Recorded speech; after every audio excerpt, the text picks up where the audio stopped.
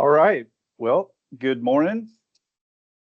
I'm Brian Bledsoe. I'm a professor of civil engineering here at the University of Georgia, where I direct the Institute for Resilient Infrastructure Systems, IRIS. And we're delighted to join together this morning to share with you a preview of our report that we're just finishing up on the state of resilience in Georgia. That report will be officially released no later than August 4th. And we're here to give you kind of an overview of what to expect and share insights from some of our regional partners on this journey. Sarah, please go ahead and pull up a few slides here. I would say, you know, I'm getting pretty old these days, and I've done a lot of projects over the years. This has to be one of the most satisfying, but also challenging projects. Traveling around the state, different regions, learning from folks working on the ground. We amassed a very extensive and rich and insightful set of feedback, and it's been quite a journey to try to distill all of that into this report. And we're very excited to share a glimpse of that with you prior to the release coming up here very soon. So let's go to the next slide, and I'll say that the chat is, we hope that will be active. Please register your questions, thoughts, comments. We will be monitoring the chat as we go along, and we look forward to the conversation. I think before I get into more of the details of how we conducted this assessment, I'll kind of start out with the bottom line up front. I think aside from what I already said about, you know, the deep knowledge and expertise and the rich set of insights that we garnered over this journey over the last year, I'd say there are probably three major themes that emerged in all this, big picture themes. One is that there is a very strong foundation in the state of Georgia upon which to build a robust resilience program that's integrated and coordinated across the state. There are many exemplars of success and emerging programs that are effective and on an exciting trajectory. So if we don't highlight what you're doing, we know you all have been on this journey with us, but if we don't highlight your particular activities, please know that this was very hard to choose just sort of a sample of exemplars from across the state to highlight. Otherwise, we would have written, you know, a 600-page report. So that's one thing. There's a lot of great stuff happening to build on. Second thing we heard sort of universally across the state is that there's a lack of coordination and communication among efforts and across sectors. And so that's a central theme of what you're going to hear today. And I'll run through the agenda here in a minute. The third thing would be that there is a strong desire or appetite for state level leadership and coordination. A lot of the folks, the vast majority of folks we talked with feel like the time is right and things are at a, you know, sort of at a critical juncture here in Georgia where the elements seem to be in place and it's time to bring together the scattered pieces in a cohesive way. So this little diagram, now you've had a chance to stare at it while I talked a little bit, kind of lays out our journey over the last more than a year. We essentially took different regions across the state, you know, the regional planning commissions, the water councils, the different physiographic and eco regions, you know, transportation and energy regions. And we sort of identified some clusters around the state, and we visited Dalton first back in the fall, and then traveled our way around Macon and Albany and Jessup, and you can see we're trying to get off the beaten path here as far as a lot of times when we talk about resilience, it's either in Atlanta or Savannah. We ended up in Augusta, which was, as you can imagine, a challenging one to schedule. But we're thankful to Wes Bine and his team down there, and we had so much help coordinating these meetings across the state. Mark Masters at Albany State, and Paul Forgy and Kendall Hodge in Albany, Mark Buckner, John Lukthard up in Dalton. The list goes on and on. Let's go on to the next slide, Sarah, please. So this is just an outline of the report. Lynn Abduni with Iris will be giving you more details, a sort of a sneak preview of some of the things that are in here. Again, it was challenging to distill all of this and synthesize all of the information. For example, the challenges section is quite long, but it outlines at the same time a rich set of opportunities.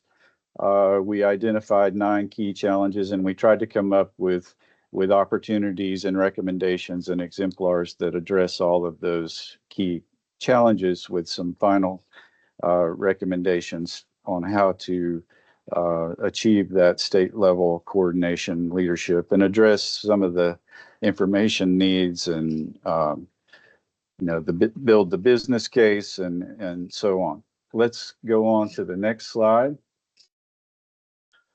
As most of you know, we were focused on primarily 5 or so types of hazards: flooding, wind and storms, drought, extreme temperatures, and wildfire. And while all of these hazards are relevant in every region of the state, there were certainly some that emerged as being more pressing in particular regions of the state. Flooding far and away was the hazard that was identified as the one being in the forefront of folks' minds and needing serious attention.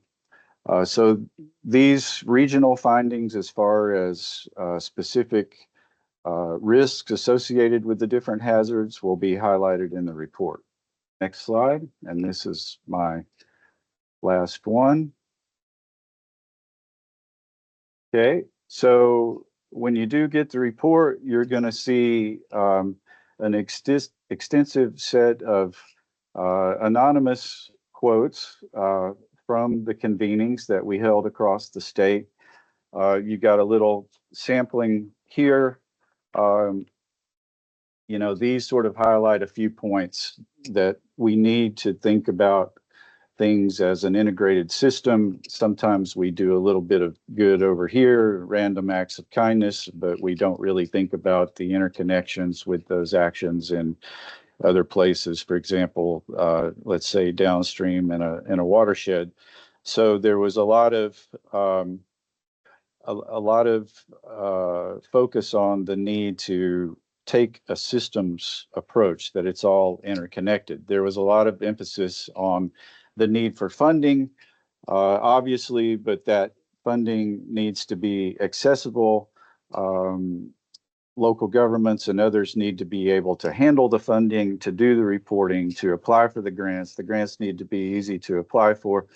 And there's got to be technical expertise and other forms of capacity to go along with that funding. A lot of folks talked about, historical impacts of land use and the need to do better with stormwater and floodplain management and our natural infrastructure. So a lot of emphasis on not just our conventional infrastructure and the stress that it's under, but also the importance of integrating our state's natural infrastructure. And finally, again, if we're going to be successful, we've really got to make the economic or business case for proactive investment upfront.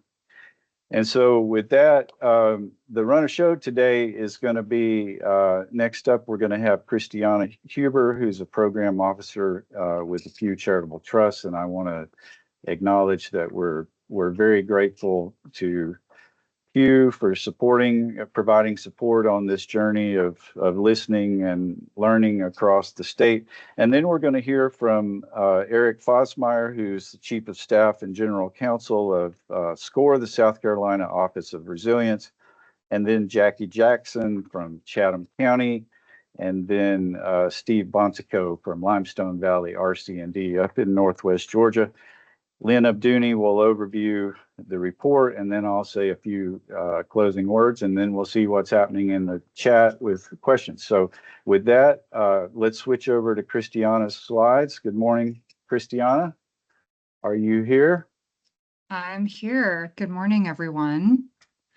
I'm dialing in from Pew's offices where the Wi-Fi is a little bit weak, surprisingly. So please chat me if I'm breaking up. I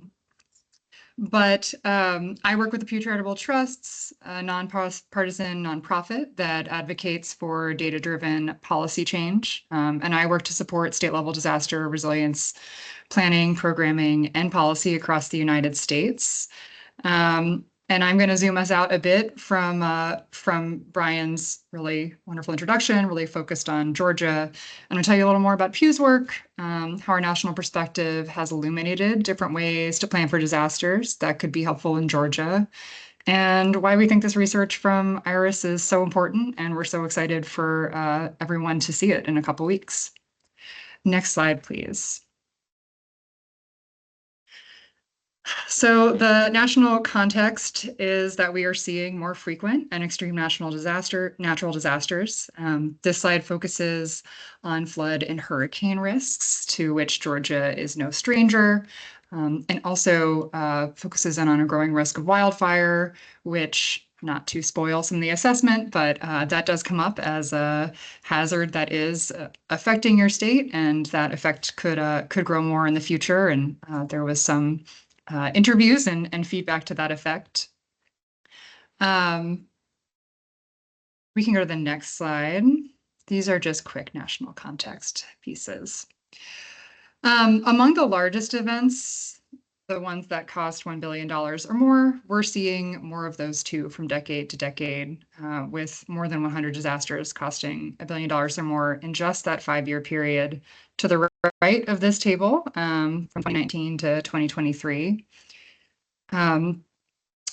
Also, in addition to these growing numbers of disasters and associated disturbance and cost, there's also some additional uncertainty across the federal policy and disaster response landscape. There are signals that states could be seeing less federal support and guidance, and generally just a lesser role in disaster management. And some of those proposed changes can come alongside reductions to federal staff and changes in programming that contribute to states and communities in the country having a fuller understanding of disasters and their impacts. So this study and this discussion comes at a good time to really be thinking about what is a state's role in stepping up and doing more to plan for disasters. Next slide, please. So some states are deciding to do things different and are organizing around being more disaster prepared to make different decisions that reduce risk to people and property now and in the future. This map displays the findings of a study that Pew partnered with the American Planning Association on a couple years ago. So there could be some states that are different shades of blue now.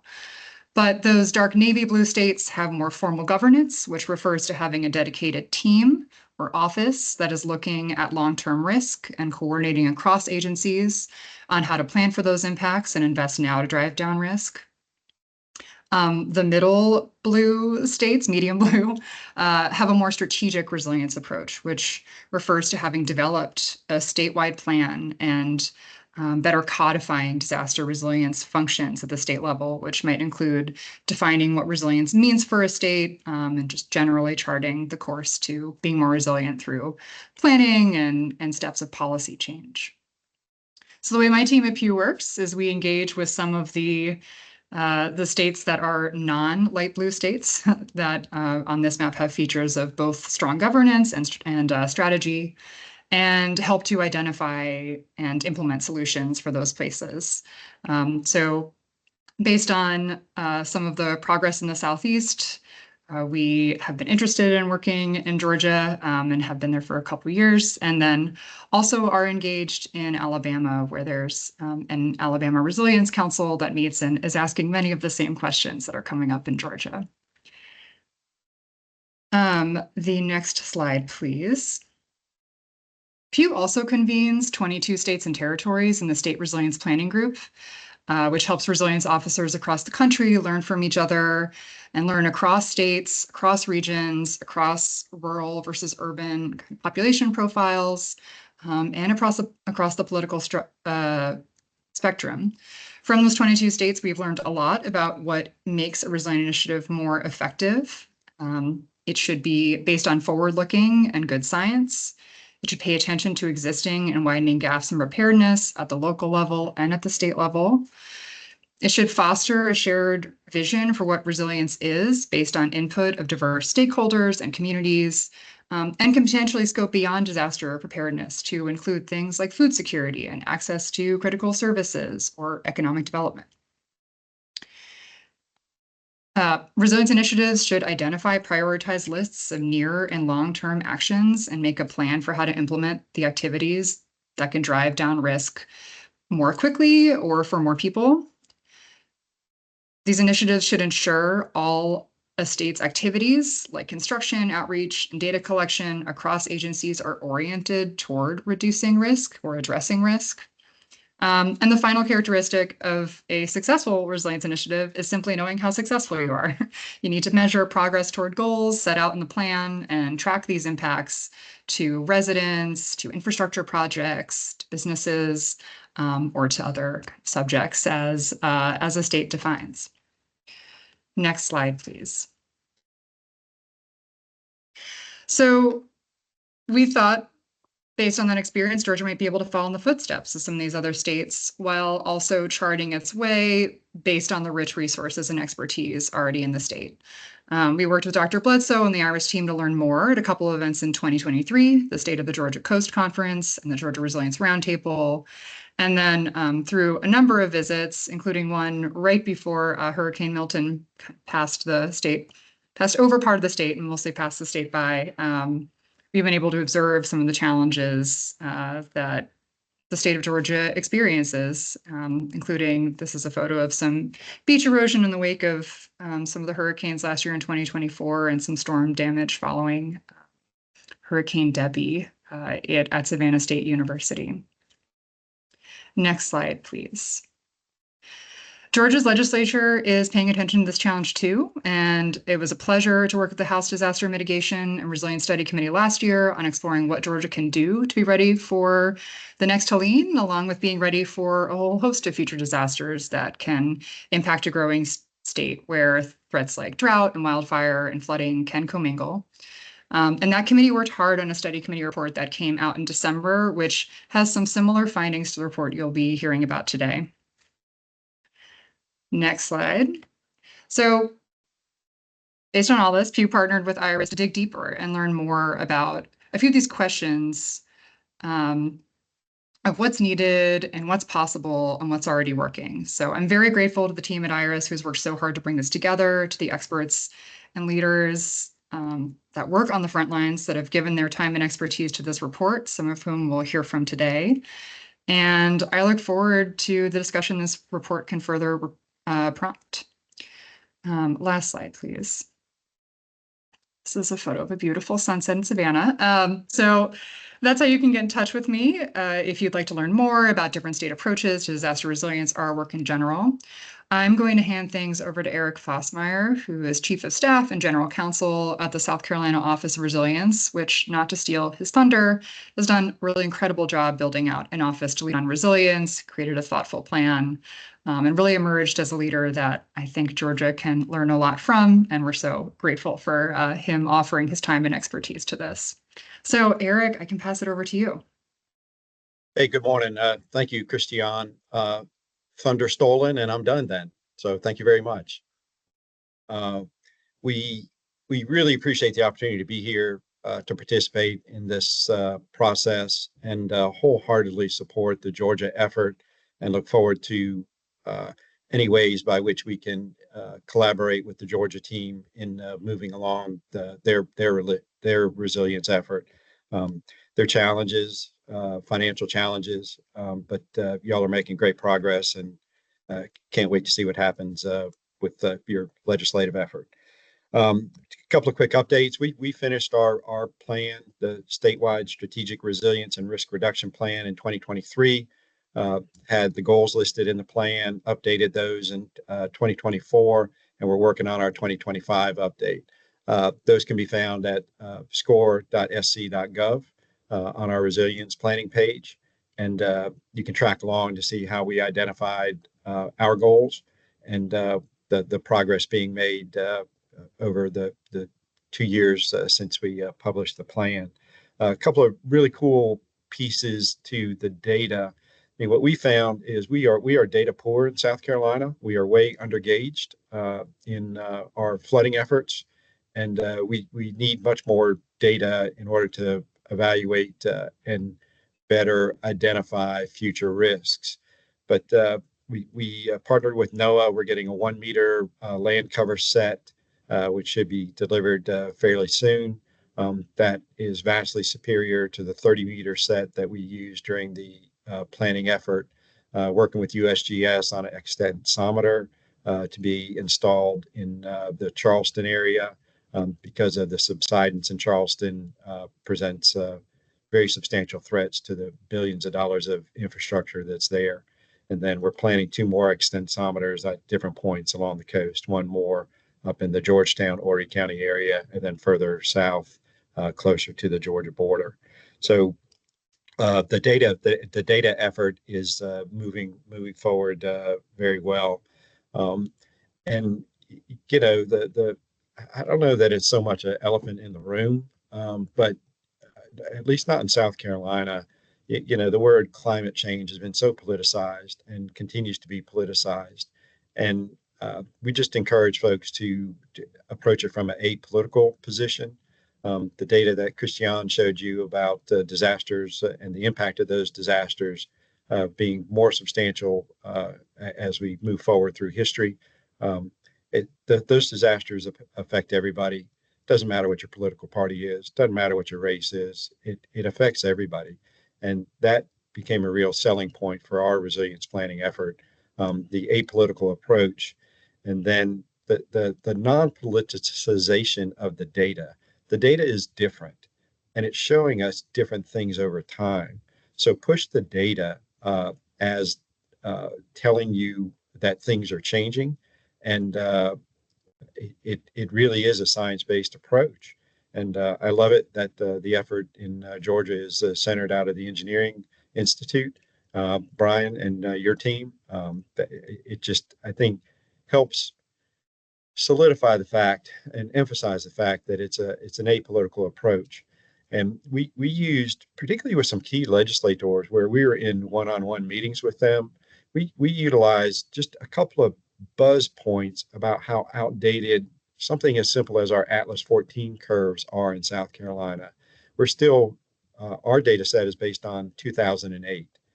And for legislators who experienced the 3 major disasters that we had between 2015 and 2018, and now Hurricane Helene in 2024, they were stunned to know that, you know, we have been putting in billions of dollars of infrastructure into South Carolina, engineering stormwater systems that's based on data that is so far out of date that at the planning stage, at the installation stage, those systems are destined to fail because they're so far outdated and the capacity is so far the not sufficient to handle the anticipated rainfall, and emphasizing the pluvial events that we've had, where legislators, we know in certain folks in certain hometowns, the areas that flood, and emphasize to them that, we can point to development in areas and a lack of coordination in areas that leads to those results. And it's not bad. It's just, let's coordinate on it. And in a neighboring county to where we are in Richland County, South Carolina, in Lexington County, they're now having in a couple of communities requiring the local governments are requiring concurrence among all departments on development plans, and that they work in a coordinated way rather than checking the box that the stormwater department checks it, then goes over to schools and they check it. Yeah, we can handle another 300 unit housing development in this particular area. But looking at it at a more holistic approach, and then selling the piece, I hate to say selling, but just emphasizing the piece that if you take a holistic approach and look at how all these systems work together, to Brian's point on systems, the better the systems, the more resilient your community across all levels that Christiane had pointed out, and we'll all do better, and we'll recover quicker from disasters. And that leads to the economic case to be made that I forget, Brian, your team in Georgia, if you have the endorsement of your Commerce Department in Georgia, but we work closely with the Commerce Department to show that what we're doing helps reduce risk and reduce impacts, and it will get businesses back in business quicker after those impacts. If you can build a more resilient system that can rebound quicker and then allow people to thrive once you're through the recovery process, and you get back in business quicker, and it comes down to the money.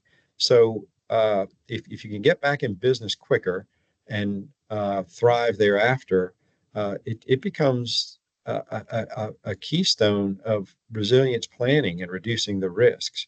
So that piece I continue to emphasize wherever we go, but it also calls to mind the failures that we have, because there's such a big communication piece to all of this, making sure that local governments understand and appreciate risks. And we have local governments that are very high capacity in South Carolina, like y'all do in Georgia, and then very rural, low capacity, moderate tax base communities that don't have the funding to advance some of the data and some of the things that they need from a resilience standpoint. And just a point, just on Thursday of last week, our communications director, who's right next to my office, as I was walking out, goes, "Hey, can I read a sentence to you?" I said, "Sure, go ahead, try me." And she said, "I'm not telling you where it's coming from, but this is the sentence." And it is by a local government, and they said they didn't believe they had any flooding risks because they don't have that many structures in the FEMA floodplain. And you just want to smack yourself in the head when you hear that, because so much flooding, as this audience would know, occurs outside of the floodplain. And they had a contractor that was developing their local resilience plan, so kudos to developing that. But the basis was just so far off base and not adequately addressing risks. So it comes back to the ongoing, never-ending communication piece that exists for all of us in trying to communicate the how resilience benefits everybody, and that it is an apolitical approach, and we do have to address the climate impacts because they're real and the data proves that it's real. So with that, I'll conclude a whole 30 seconds early, and I believe I'm handing off to Jackie Jackson. Yeah, thank you, Eric. Hey, everybody. Jackie Jackson, as mentioned. Let me real quick share my screen. Hopefully this will work with no hiccups. And can you just let me know real quick if you can see the screen? Yes. Sorry. Okay, good. Good. Because I can't see now that my screen's taken up. But thanks, Eric, actually, for kind of leading into the discussion with regards to the conversation of the apolitical approach. As mentioned, I'm Jackie Jackson. I am with Chatham County down on the coast of Georgia, if you're not super familiar. And just wanted to give you a little bit of information about what the county has been looking at over a little over 3 years now. And a lot of that really comes at the apolitical approach, right? On the screen, showing you what Chatham County stood up with regards to the program 3 years ago and really defined as our resilience framework. And of course, most of us know it's that ability to bounce back, right? But what we thought was really the key piece of this, let's see, hopefully my slide, there we go, is that we're looking at not just sea level rise, not just climate change, all of those things, but looking at the entire human being, the entire community, and that in itself lends itself to the discussion of that apolitical approach. With that, we kind of followed the model of 100 resilient cities and broke it down into these 4 main themes of infrastructure, environment, leadership strategy, health and well-being, and economy and society. And all of that really comes into play when we talk about the program as a whole. For what it's worth, as I said, it's 3 years in the making. And right now it's just myself. I like to say we're a strong team of 3, me, myself, and I. So we've got a lot of work ahead of us, but kind of what I was going to describe today was some of the more recent challenges and really a lot of the successes that I feel like we've had here within Chatham County. And of course, with a ton of partners at the table helping us along the way. And I think that's been the key message that has come out of my work thus far, is that pulling in your partners and leveraging dollars and that type of thing. So real quick, just a screenshot of kind of our growth over the past number of years, 30 some odd years, 40 years, and just how tremendously that's grown. As you can see, we are continuing to really estimate that our population just here in Chatham County is going to continue to grow over the next 40 plus years, anywhere from 24 to 35%. And that's a lot of people in a small little area when you really think about it. Again, 300,000 now, but growing that number tremendously.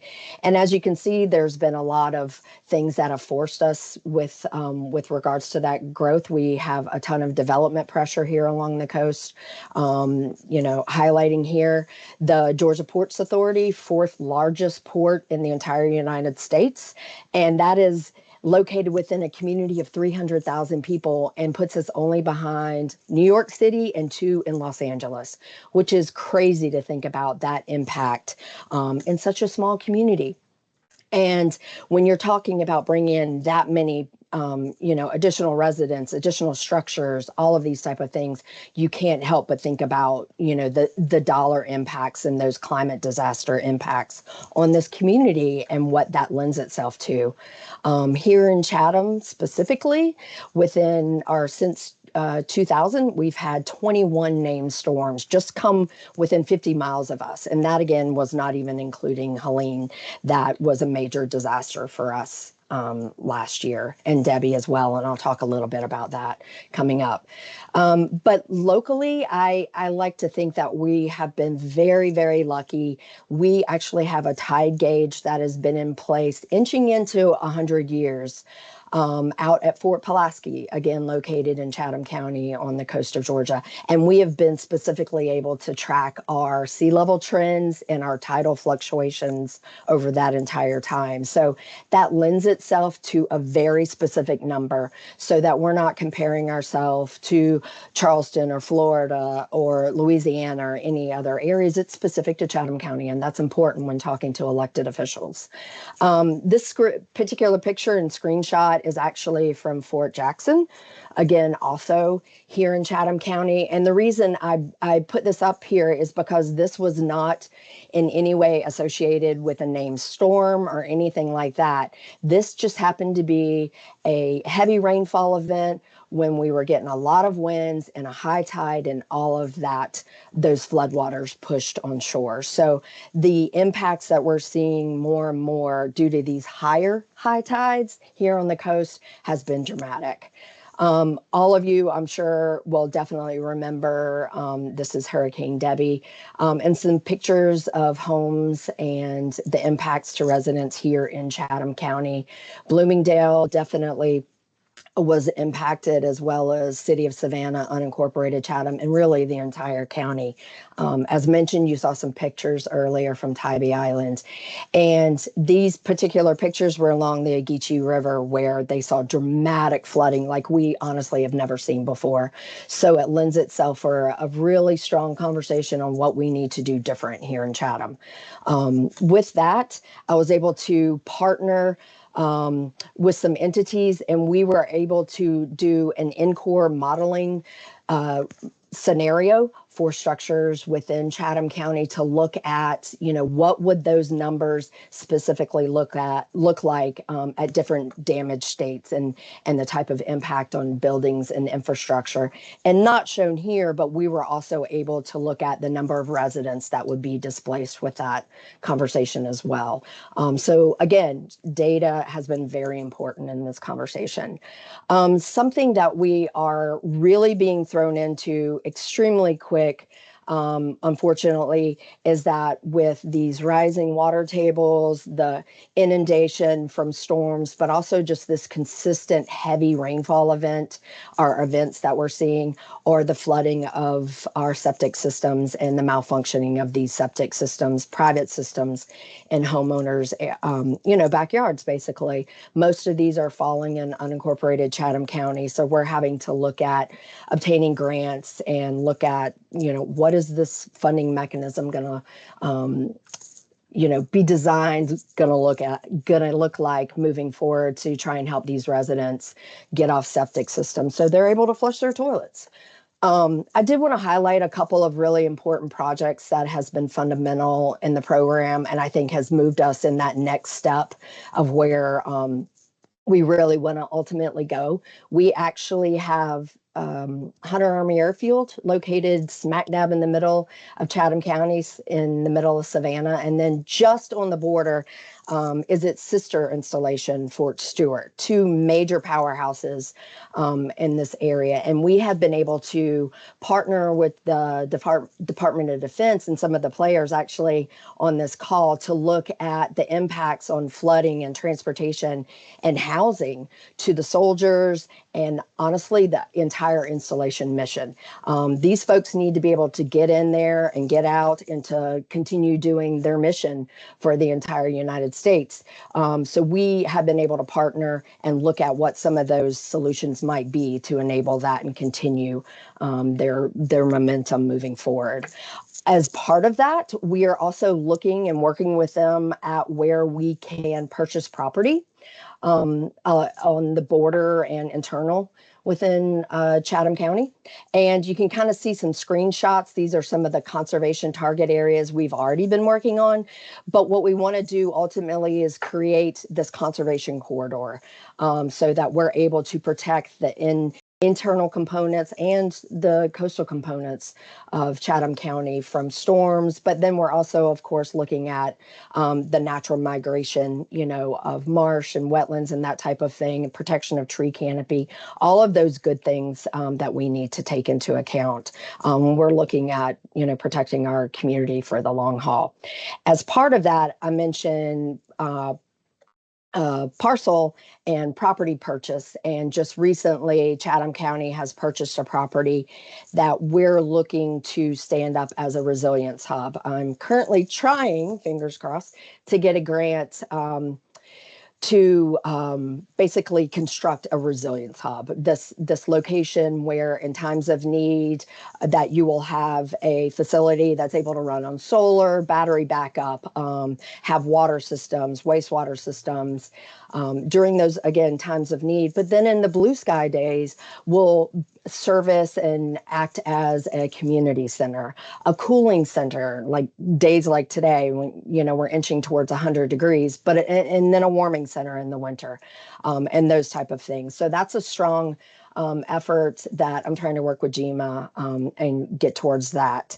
Along that same regards, we have been able to stand up our first solar program. For many, this is, you know, long down the road. They've been doing this for a long time, but the county had not stepped into this world. And we've been able to start a strong program within the county of putting solar on. Last year, we put systems on 4 of our buildings, but doesn't sound like a lot, but one of them was our jail. So that was a huge, huge effort. And then this year we're adding 13 more. So I'm really proud of that. And as part of that, we have what we call a Shine On program. And we're putting those local residents who may have had a history, may have been in jail, that type of thing. And it's kind of that second chance job to get back into our local workforce and get them the training and compensation and really create that generational wealth as they move forward. And of course, it's helping Chatham County out along the way. At these same sites, we're working on installing EV charging. Again, as I mentioned, Chatham County has really done a lot in the last 3 years, I think, and EV is one of those. And we have some partners on here who are able to help fund some of these, Georgia Power and SCRC, and I'm working with GFA on 2 different grant opportunities, actually. And electric vehicle planning is becoming a really strong conversation for us, especially with regards to looking at evacuation corridors. Last year during those storms, when everyone had to evacuate from Florida, we didn't have the systems for them to charge here in Chatham County along that way up north. So it became a very, very big issue. And as you can imagine, as I just mentioned, heat is huge. We have really kind of like thrown ourselves into this discussion as to what we need to do. But I really felt like we needed to get a better understanding of, you know, what do we look like with regards to the county. And I will say, if you have a chance, you know, I've been applying for grants left and right, and all they can do is say no, right? So I put out a request to NASA in their develop program, and they accepted. So at no charge, they were able to do an analysis of Chatham County's land surface area with regards to heat and temperatures, and do that over a 10-year period and give us some of those priority areas where we needed to do mitigation work. And all of that being said, kind of moving along, and I think this is this particular effort has been one of, it may have been, I'll say one of the hardest, but one of the most fundamental and key, I guess, efforts that I've been working on. I firmly believe, coming from the planning side of the house, you need to have your codes and ordinances in place as a strong foundation before you can really do anything fundamental for the long haul. So we were able to get a grant from DNR, from the Coastal Resources Division, and we're looking at a number of our codes for how we can adapt to mitigation and sea level rise. And we will be finishing that this fall. It has been a lot of conversation, a lot of tough questions will be coming forward to our elected officials for sure. And hopefully, though, that these will make a true fundamental change in the community as a whole. And lastly, just one quick slide. I know I'm running over. I apologize. Just a list of kind of going back again to those 4 theme areas, some of the other information that we've been working on, some of the other grants and projects, but it's an ongoing thing. We've hit a lot of road bumps during the way, having funding pulled through BRIC and other programs, but have been trying to pivot as much as possible. And again, I kind of say, like, I'm going to apply for this grant. Hopefully all they can do is say no. And for the most part, I think we've really lucked out, and we've got a lot of partners and a lot of fundamental projects that will, in the next coming years, 2 years, really make a huge difference in Chatham County. And that's it for me. Again, I apologize. I know I went over time, but thank you. That was awesome. Thank you, Jackie. Next up, we have Steve Bontico. All right, thank Limestone you. Valley. Yes, sir. Thank you, Brian. Stephen Bonico, Limestone Valley RC&D Council. We cover 11 counties in Northwest Georgia.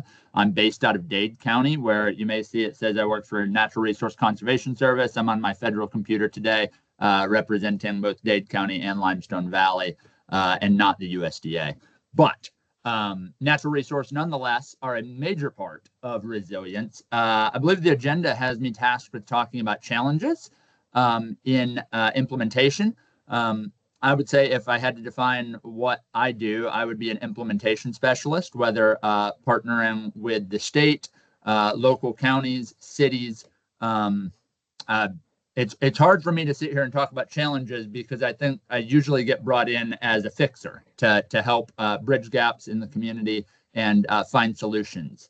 In a previous presentation, talking about problems and solutions, I addressed the fact that when we're looking at resiliency, oftentimes we're looking at a landscape that has had a lot of anthropomorphic impacts, specifically in our urban environments or our built environments, transportation networks.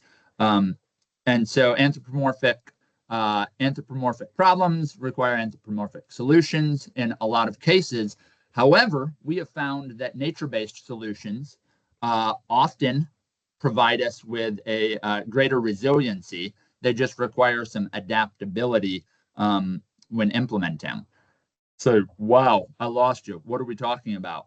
Well, let me give a for instance. Currently in Northwest Georgia, we are taking modeling data, overlaying our transportation needs, where we're seeing failures, where we're seeing major erosion issues, where we're seeing flooding. And when I say flooding, I mean flooding specifically due to improperly sized structures, lack of drainage basin, overfill of the floodway. We're overlaying that data where we're seeing built environment aspects with data that we have on endangered species. And we're finding, and some of you have heard me say this before, we're finding that the places where the species have the greatest habitat needs have been very correlative to the places where we have infrastructural failure. And so we're looking for solutions that harmonize the interface between habitat and built environment. Because what's good for the goose is good for the gander. We are finding that when we build in a way that allows resilient infrastructure to be the focus, it's working with nature more often than it's not. Building really cool concrete structures and hardscaping has been kind of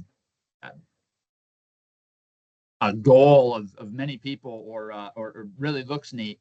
At the end of the day, when it fails, it's a mess. And so I have a friend whose comment when they changed the way they were managing their property, they said, it looks a little messier, but I think we need to change what we think is beautiful. And that has stuck with me, the idea of changing what we think is beautiful. Over the years, our idea of architecture has changed. Our idea of landscape has changed. And so what I would encourage us to do as we think about resiliency is let's put on a new set of glasses and change what we think is beautiful. Look at ways that we can engage with nature-based solutions in our urban environments, that we can look at infrastructural improvements in our rural environments that create better downstream impacts. with limestone, we have partnered with our municipalities as well as local universities to not only gather data, but then also model and assess it, because that data is very powerful in where we put our funding. Because if we're going to talk about challenges, money, right there. Let's put the money where it's going to be the most impactful. I really liked what Jackie said about conservation corridors, because we've been using that term for several years up here, as we've identified places where we can reduce our sediment loading, reduce our impacts in particularly water-based solutions. We've been looking at where do we cluster these projects in a way that have stacking impacts through conservation corridors, because conservation is often the solution to finding ways to improve the landscape. So I know that we're tight on time, so I've got like 15 more points, but in the interest of time, I'm going to turn it back over, looks like to Lynn, and I'll yield there. Thanks, Stefan, but you can run over time, I think, in the interest of the value of your content. You can. If you want to address maybe 2 of your points, that will be fine. I will make up for it. You venture into dangerous territory, Lynn. Let's do it. Let's do it. What's life without a risk? So I already mentioned that nature-based solutions and anthropomorphic problems need anthropomorphic solutions, but that our nature-based solutions are a way to go.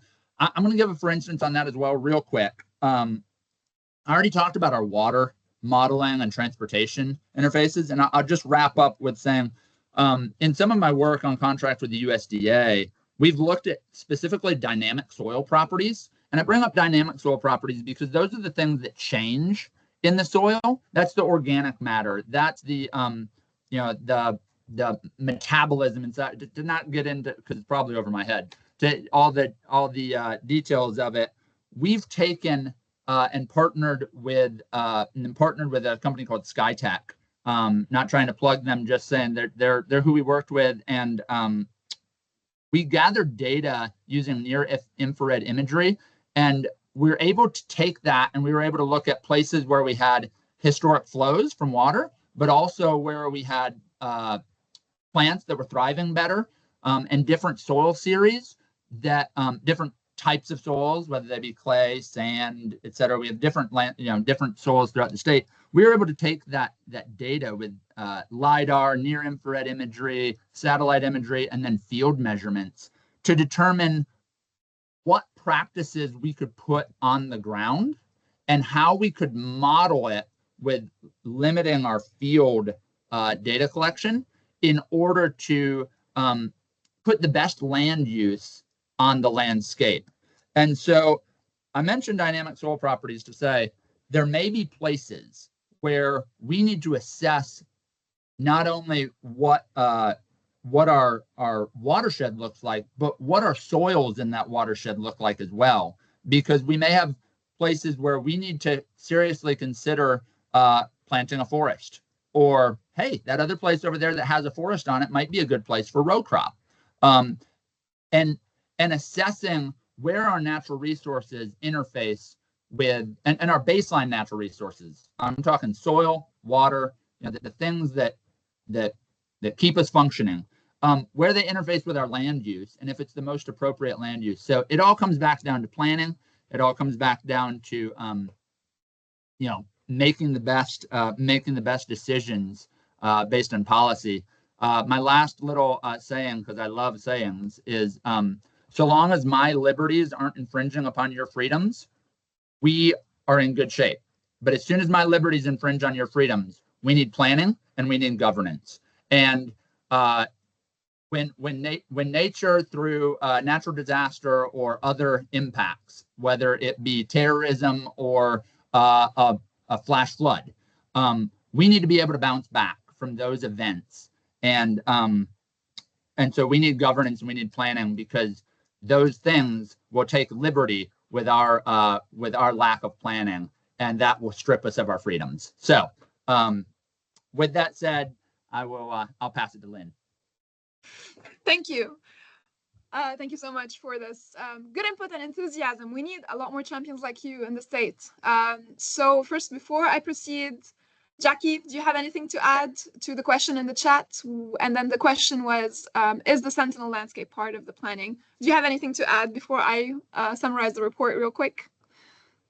No, sorry. I did add a comment that yes, absolutely. Kim Bradley and the team there, Sentinel Landscapes, are definitely part of our efforts moving forward. You can't, I guess have a team of one or two. Yeah, we're bringing all the partners to the table. And actually, I was going to add a good little link from our newspaper that kind of talked about those unlikely partnerships here as well. But I think it's important kind of building all that again to recognize or to remember that at least for us, 70% of the folks that work on these military installations live in our community, so they're literally one of us. So we've got to make sure we are always coordinating and including them in discussion as those strong players that can bring not just partnerships, but also funding to the table as well to accomplish a lot of our goals. So. Most excellent. Thank you, Jackie. Mm-hmm. So y'all, I'm not gonna summarize the entire report because I want you to read it. As though we're gonna try to make it as legible as possible. It is long and big because we wanted to include everything. Although, as Brian mentioned at the very beginning, we wanted to celebrate y'all much, much more, but we also couldn't fit everything. We did mention everything we could, but we love you so much. We appreciate your input. Like, you came to the convenings, you gave us a lot of input. So thank you, Jackie, Stefan, Christiana. Thank you, Eric. Eric Fosmeyer was fantastic. He did join us at the statewide convening. It was really good input. I'm not going to cover the challenges very much, but we did have themes that emerge across the challenges in the state of Georgia. We had coordination challenges, capacity building, and we had, of course, aging infrastructure, which is, I think, a worldwide problem, really. But then we also had this discrepancy between implementation and enforcement and ideas. So we have, as a community of scientists and Georgians, great ideas for establishing resilience through multiple methods. Yet we don't have enforcement mechanisms to see them through. And this is going to be slow work to build up the credibility and the attraction of nature-based solutions and resilience planning. This is a long-term planning, which is one of our recommendations. We should start thinking of long-term planning, not necessarily what can we do quickly, because then we will be stuck in a phase of recovery. We're going to be recovering all the time, whereas we need to start planning before, learn from what we've faced, adapt, and be more resilient facing future hazards, which, as Jackie mentioned in her slide, and Christiana also, we're having more hazards. The frequency is increasing. We need this. And I do want to mention regarding the exemplars that we have amazing exemplars that are mentioned in the report. We also have commonalities. Everybody identifies the hazard. It's like, this is what the hazard is, and this is where it's impacting us. And in turn, the recommendations were quantifiable, measurable. So the ideas are applicable. We can look at the 5 years and we can say, well, have we accomplished this or not? This was one of the successful traits of a good resilience plan on the local or regional scale. And also, the science and in data, as all of the participants mentioned, is important, but it needs to be accompanied with policy. It needs to be accompanied with governance. So we need to have these meet. And then that is in step with the theme of disconnection that was across the state of Georgia. We have a lot of good ideas. We have a lot of good people. We are not connecting them. So that's going to be one of our main theme and recommendations. How do we connect these people? How do we empower them? And how do we make them set examples for others? How can we create more of these champions? So these are some of our recommendations. I'm not going to spend too much time. I want to give it to Brian to wrap up. I do want to thank everybody. I also want to encourage you to reach out to us for any questions, and we will be in touch with you once we have the report published. And we also have a podcast coming up in August to describe the report a little bit more. Okay, Brian? All right. Well, all I have to say again is thank you very much for being here today. Thank you for all your contributions to this effort. Let's keep the momentum going. Please read the report and let us know your thoughts, and we look forward to seeing you soon. Have a great day, and thanks to all of our speakers for their excellent contributions and insights. Thanks, everybody. Have a great day. Thank you, Jackie. Thanks, everybody.